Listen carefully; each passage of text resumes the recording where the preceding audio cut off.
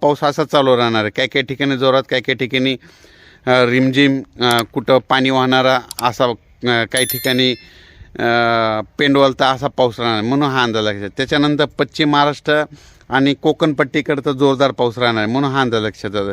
आणि त्याच्यानंतर सांगायचं झालं तर मुंबई आणि उत्तर महाराष्ट्राकडे आता म्हणजे ह्या आजपासून म्हणजे 25 उद्या आज 24 आहे, 25पासून पुन्हा पावसाचा आणखीन जोर वाढत राहणार आहे, म्हणजे हे अंदाज लक्षात येतं.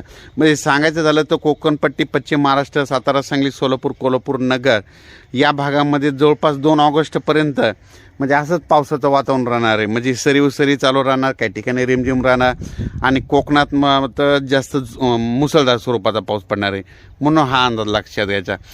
तर 2 ऑगस्टपर्यंत राज्यात कसलंच असं म्हणजे सर्वदूरचं असं सूर्यदर्शन होणारच नाही.